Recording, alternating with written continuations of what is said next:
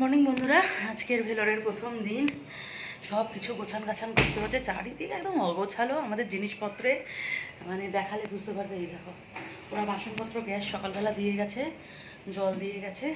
আমরা যাবো একটু হসপিটালের দিকে। বললাম যেহেতু কালকে একটা বিল জেনারেট করেছে 830 টাকা, জানি না ওটা কিসের, ওটা নিয়ে কথা বলবো। ওটা অ্যানেস্থেশিয়ানের সাথে কথা বলার জন্য নাকি আমি জানি না। যেহেতু দেখা করা একটা অ্যাপয়েন্টমেন্ট নেওয়ার ছিল, ওনারা ফোন করেছিল, তো সেটাকে এখন জানবো। তার আগে মা এখন বসিয়ে দিয়েছে চা। দেশলাই নেই, যথারীতি গতবারের মতো এবারও দেশলাই আনতে ভুলে গেছি। গৌতম গেছে দোকানে দেশলাই আনতে। ও কি জোয়ার করে দিয়েছ? মা তো একজনের কাছে লাইটার চেয়ে আপাতত গ্যাস জ্বালিয়ে নিয়েছে, চা বসিয়ে দিয়েছে। মায়ের ভীষণ ঠান্ডা লেগেছে, সারা রাত কাশছে, একটু ঘুমাতে পারিনি। এই সকাল সকাল লিকার চা হবে। চাটা খেয়ে এনার্জি বুস্টিং করবো। দুদিন ধরে ট্রেনে থাকার জন্য আমার একটু ঠান্ডা ঠান্ডা লেগেছে, মনে হচ্ছে গলাটা রাত থেকে ভীষণ ব্যথা করছে, খুসখুস করে কাশি হচ্ছে। তো চায়ে চুমুক দিয়ে হসপিটালের দিকে বেরিয়ে যাব। রেডি হয়ে গেছি, বেরিয়ে যাচ্ছি সিএমসিতে, দেখি কি বলে। আর অনেকেই ভিডিওতে আমাকে বলেছে যে সিএমসি স্টাফদের সাথে ইন্টারাক্ট করে ভিডিও করা, এটা একদমই অসম্ভব। আমি তাদের কমেন্টসে জানিয়েছি, তাও বলছি এটা একদমই মানে ইম্পসিবল একটা ব্যাপার। কারণ সিএমসিতে ঢুকে গেলে ভিডিও করতেই দেয় না ওরা, স্টাফরা আমাকে যথারীতি ফোন টোন নামিয়ে দেয়, সুতরাং ভিডিও করা তো অসম্ভব ব্যাপার, মানে অ্যালাউ করে না। একটা গোলমরিচ, একটা চাট মশলা। আমি আর গৌতম বেরিয়ে যাই, দেখি কি হয়েছে ব্যাপারটা, বা কবে অ্যানেস্থেশিয়া দেখবে বা কিছু। কালকে তো আমার এমনি গাইনো ডক্টরের অ্যাপয়েন্টমেন্ট রয়েছে। ইস, পড়ে যাবে, গা হাত পায়ে মাখছে।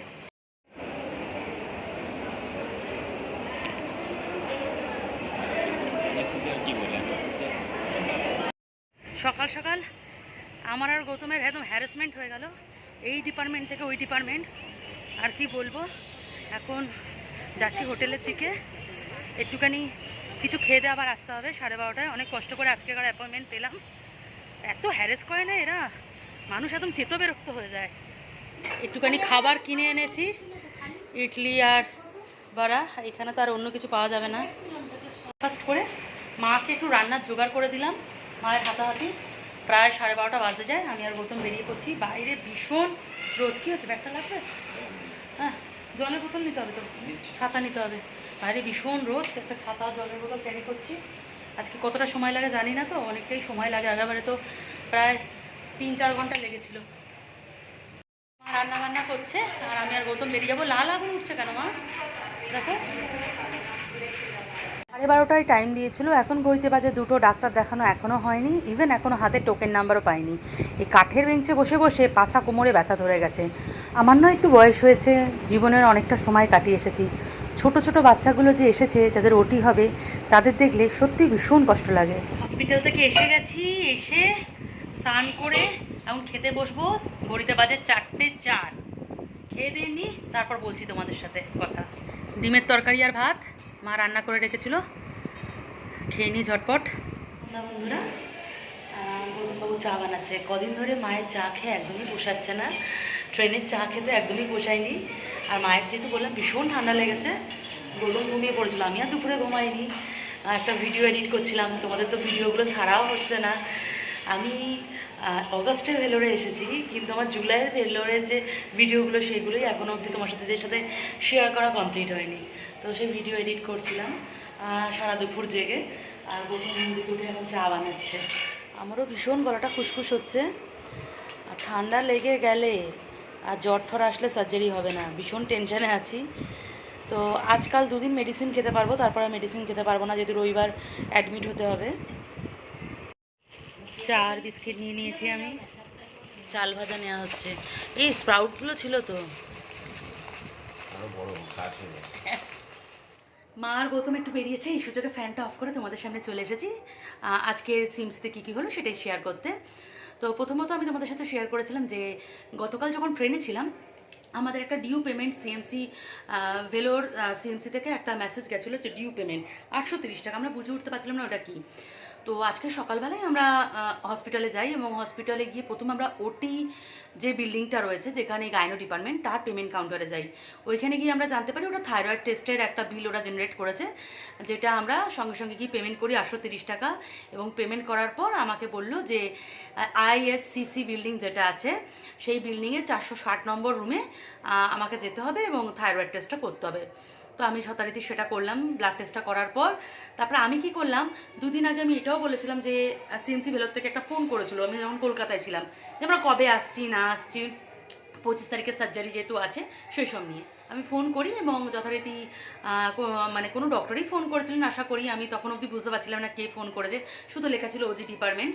তো উনি ফোন করে যথারীতি বলেন যে আপনারা কি মানে ভেলোর, সবটাই হিন্দিতে কথা বলেন, যে আপনারা কি ভেলোর পৌঁছে গেছেন? ওনারা কি হ্যাঁ। তো এখন আপনি কোথায় আছেন? আমি বললাম যে ব্লাড টেস্ট করছি। তো বলেছে ঠিক আছে, এই বিল্ডিং মানে ISCC বিল্ডিংয়ের সেকেন্ড ফ্লোরে ওটি যেখানে রয়েছে ওটি থিয়েটার, ঠিক সেই ওটি রুমের বাইরে এসে একটা ফোন করবেন আমাকে। তো যথারীতি ব্লাড টেস্ট করার পর আমি আর গৌতম সেকেন্ড ফ্লোর যাই এবং ওটি থিয়েটার যেটা ছিল ওটি রুমের একদম বাইরে দাঁড়িয়ে ওনাকে ফোন করি। তারপর উনি আমাদের ওটি রুমে ডাকেন, ওটি রুমের ভিতরে আমরা যাই এবং উনি আমাদের জানান যে আমাকে একটা অ্যানেস্থেশিয়ার জন্যে অ্যাপয়েন্টমেন্ট দিয়ে দিয়েছিলেন উনি। একটা ওই এইখানে যে একটা পিঙ্ক কালারের যে স্লিপ হয়, যে আপনি আজকে ইমিডিয়েটলি অ্যানেস্থেশিয়ার ডক্টরের সাথে দেখা করে নিন, এটা কমপ্লিট করে নিন। আর একটা ব্লাড ডোনেশন নিয়ে কথা বললো যে আপনি কি কোনো ডোনার এনেছেন ব্লাড দেওয়ার মতো? তো আমি বললাম এই ব্যাপারে তো আমাদের আগে কিছু বলা হয়নি, তো যদি ডোনেট করতেই লাগে, যদি ওটির আগে কাউকে মানে ব্লাড দিতেই হয় ডোনার মাধ্যমে, তাহলে আমার হাজব্যান্ড দিয়ে দেবে। তো এটা সত্যি আমার জানা নেই, আমি হয়তো পরে ওরা ক্লিয়ার কি বলবে আমি জানি না। আমাকে শুধু বললো ব্লাড ডোনার কি কেউ এসেছে আপনার সাথে, এরম একটা কথা বললো। এটা পরে আমি জানতে পারলে সেটা তোমাদের সাথে শেয়ার করব।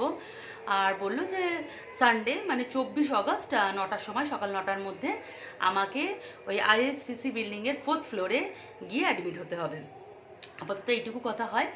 তারপর আমি যথারীতি আমাকে PAC প্রি অ্যানেস্থেশিয়া ক্লিনিক ওইখানে পাঠিয়ে দেয়, যেটা চ্যাপেল, ওই ভিতরে যে চ্যাপেলটা রয়েছে চ্যাপেলের পাশে 360 নম্বর রুম।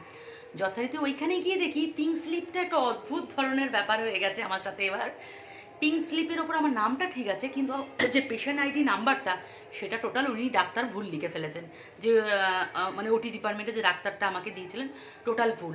এদিকে আমার যে কার্ডটা তাতে আলাদা নাম্বার, ওনারা তো সেই কাগজটা নেননি, একদম দুমড়ে মুচড়ে ফেলে দিলেন ডাস্টবিন।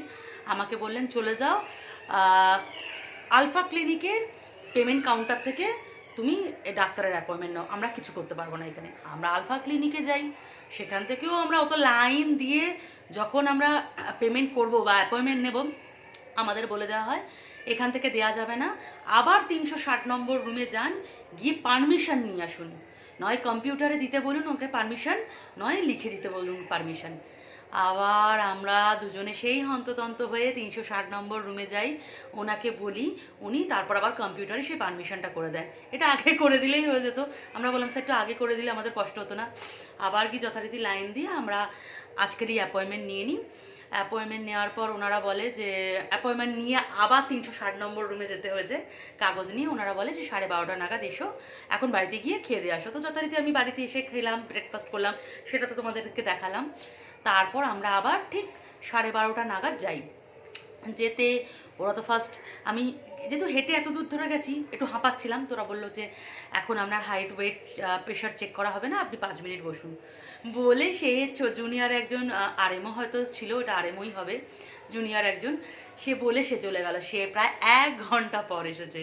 1 ঘন্টা পরে সে আমার হাইট ওয়েট প্রেশার চেক করে এবং তারপরে আবার আধা ঘন্টা পর আমার টোকেন নাম্বার হয়।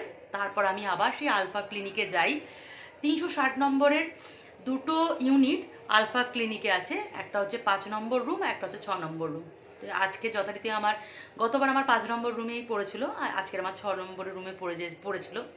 তো 6 নম্বর রুম যেতেই সঙ্গে সঙ্গেই হয়ে গেছে, না গতবার মনে হচ্ছে 6 নম্বর রুমে ছিল, আজকে 5 নম্বর, একটু আমি গুলিয়ে ফেললাম। যাই হোক, আজকে যেতেই সঙ্গে সঙ্গে একজনের পরই ছিলাম, 11 নম্বর গেছিলো, আমি 12 ছিলাম, সঙ্গে সঙ্গেই হয়ে যেতে।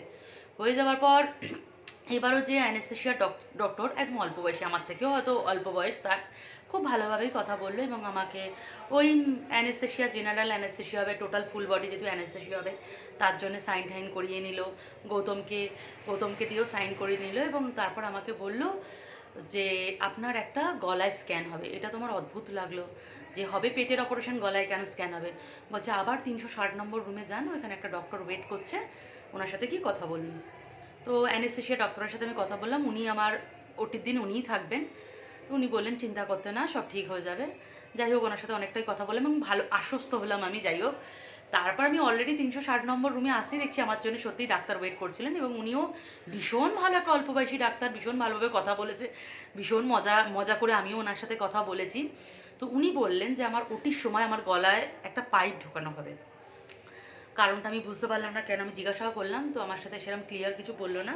বললো ম্যাম সব ওটি এক ধরনের হয় না, আপনার কিছু যাতে প্রবলেম না হয় অপারেশনে, তো আপনার যেহেতু আগে অনেক কমপ্লিকেশন আছে, আপনাকে আমাদের একটা পাইপ আপনাকে মানে গলার মাধ্যমে ভিতরে দিতে হবে। তো তার জন্য আপনার গলাটা রেডিওলজি ডিপার্টমেন্ট থেকে স্ক্যান করতে হবে। তো উনি যথারীতি আমাকে সাথে নিয়েই রেডিওলজি ডিপার্টমেন্টে গেল এবং আমি ছাড়া আরেকজন পেশেন্ট ছিল। এই দুজন আমরা ডিফিকাল্ট পেশেন্ট আজকের সারাদিনে, যাতে দুজনকে নিয়ে রেডিওলজি ডিপার্টমেন্টে যাওয়া হলো। এবং রেডিওলজি ডিপার্টমেন্টে তো প্রায় 6-7খানা ডাক্তার মিলে আমার গলা স্ক্যান করলো। মানে সারাক্ষণ যে 10 মিনিট স্ক্যান হয়েছে, শুধু একটাই কথা শুনতে পেয়েছি, ডিফিকাল্ট ডিফিকাল্ট ডিফিকাল্ট। স্ক্যান করে আর আমি ডিফিকাল্টেও আমার আর কোনো রিয়াকশান হয় না। আর কি বলবো, স্ক্যান করে যখন বেরিয়ে আসবো, আমি ওই ডাক্তারকে জিজ্ঞাসা করলাম যেটা স্যার এনি প্রবলেম? তো বলছে কি তখন বলছে না না না ইটস ওকে। তখন আমি বললাম স্যার তাহলে এতবার ডিফিকাল্ট কথাটা কেন আসলো? সবটাই কিন্তু হিন্দিতেই কথা হয়েছে। উনি দেখতে খুব একটা বাংলা একদমই বলতে পারেন না, হিন্দিটাও জড়িয়ে জড়িয়ে বলছেন। উনি মানে তামিল ভাষী ডাক্তারটা। তো আমাকে বললো যে আমাকে বললো আপনি শুনেছেন ডিফিকাল্টটা? আমি হ্যাঁ স্যার শুনেছি, বারবার ডিফিকাল্টটা কেন আসলাম? বললো একটু প্রবলেম আছে। ঠিক আছে, কোনো ব্যাপার না সুপর্ণা, স্ট্রং থাকতে হবে। আমি একটা কথাই ওনাদের বলে এসেছি, আমি স্ট্রং আছি, আমি ফাইট করে নেবো, কিন্তু আমাকে কলকাতায় মানে পাঠিয়ে দেওয়ার দায়িত্বটা আপনাদের। আমাকে সুস্থ করে কলকাতায় আপনারা পাঠাবেন, আমি এইদিকে কোনো টেনশন করব না। আমাকে সুস্থ করে শুধু আমার মেয়ের কাছে পাঠিয়ে দেবেন, তারপর আপনারা যা করবেন, আমাকে কাটাছেড়া যা করবেন আমার কোনো যায় আসে না। শুধু আমাকে সুস্থ অবস্থায় আমার মেয়ের কাছে ফিরতে হবে, আর আপনারা আমাকে মেয়ের কাছে পাঠাবেন।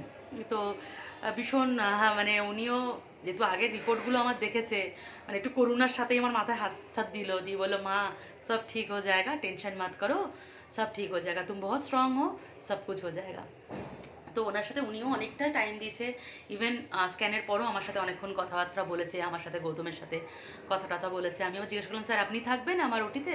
বলছে না আমি তো ছোট ডাক্তার, আমি থাকবো না, তোমার ওটিতে বড় বড় ডাক্তাররা থাকবে। তো যাই হোক, ওভারঅল এইভাবেই এসেছি। মানে গলায় পাইপটা কেন দেওয়া হবে জানি না, উনি বললেন একটু রিস্ক রয়েছে বলেই। আমি জানি না, হয়তো শ্বাসের কোনো ব্যাপার বা কিছু, আমি জানি না, এখন অবধি বলতে পারবো না। ল্যাপ্রোস্কপিতে গলায় পাইপ আমার তো আগেও হয়েছে, ল্যাবকলিতে, আমি জানি না কেন দিচ্ছে। তো যাই হোক, ওনারা ওই গলায় যে পাইপটা ঢোকানো হবে তার জন্য বন্ড সাইন করালো আমাকে দিয়ে, চারিদিকে সাইনপত্র করালো। তো এবার আপাতত আরেকটু এগিয়ে গেলে হয়তো আমি ক্লিয়ার তোমাদের সাথে সবটাই বলতে পারবো। আপাতত আজকের এইটুকু হয়েছে। আজকে যে দুটো ডাক্তারের সাথে মানে আমার মানে দেখা হয়েছে, দুটো ডাক্তারই ভীষণ ভালো। হ্যাঁ, ইভেন যে স্ক্যান করেছে সেই ডাক্তারও ভীষণ ভালো ছিল আমার জন্য। কোনো বড় ডাক্তারই এসেছিলেন স্ক্যান করার, জুনিয়র কাউকে দিয়ে স্ক্যান করায়নি, কোনো বড় ডাক্তারকে কল করে ডাকিয়ে আমার স্ক্যান করালো। এবং স্ক্যানের সময় প্রায় 7খানা ডাক্তার ছিল। আমার ওই মানে যে ডাক্তারটা আমার সাথে গেছিলো সেই ডাক্তার ছাড়াও রেডিওলজির 7খানা ডাক্তার মনমার ছিল স্ক্যানের সময়। তো ওভারঅল এই আজকের দিনটা গেছে। একটু টেনশন হচ্ছে ঠিকই, টেনশন করে লাভ নেই, লড়তে হবে, যুদ্ধটা জয় করতে হবে। তোমরা তো আছো আমার জন্য, এত সাপোর্ট করছো, আমার জন্য এত প্রার্থনা করছো, ঠাকুরকে তো শুনতেই হবে আমার জন্য, মেয়ের কাছে আমার ফিরতেই হবে। সুতরাং সবটাই হবে। কালকে দেখাবো গাইনো ডাক্তার, সকাল 7:30টায় আমার অ্যাপয়েন্টমেন্ট রয়েছে। ডাক্তারকে দেখিনি, দেখা যাক কী হয়। আপাতত সবটাই ঠিক আছে। 24 তারিখ ভর্তি হচ্ছে এবং 25 তারিখ সার্জারি সকালবেলা, দেখা যাক। তো চলো, আবার সবাই চলে আসলে ফ্যান ট্যান চলবে, আর কথা বলতে পারবো না। তো আজকে যা হলে সেটুকু শেয়ার করলাম। মা গেছিলো, মা এখানে সে চিকেন নিয়ে এসেছে, চিকেনটা খেতে আমরা ভালোবাসি, ওই চিকেন ফ্রাই কিনে এনেছে মা, গরম গরম এনেছিল। আমি ভিডিও এডিট করতে করতে চিকেনটা ঠান্ডা হয়ে গেল। ফল খেতে ভালোবাসে বলে একটু ফল কিনতে গেছিলো। ও মা, আশফল কত বলেছে? 250, 100 টাকা। তো আশফলগুলো সত্যি অনেক বড় বড় লিচুর মতো। মা বলছে আমি পাই পাই করে দৌড়েছি, যে 100 টাকা বলেছে।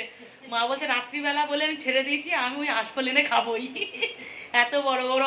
মা একটু ফল টল খেতে ভালোবাসে, পুরো আমি বিপরীত। মার ভাই দিকে ফল খেতে ভালোবাসে, আমি হয়েছি আমার বাবার মতো, ফল ফল পছন্দ করি না।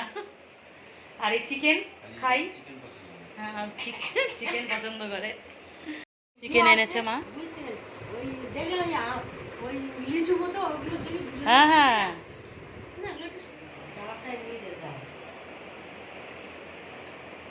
খাওয়া দাওয়া কমপ্লিট। সকালে ডিমের ঝোল ছিল, একটু রুটি করে নেওয়া হয়েছিল।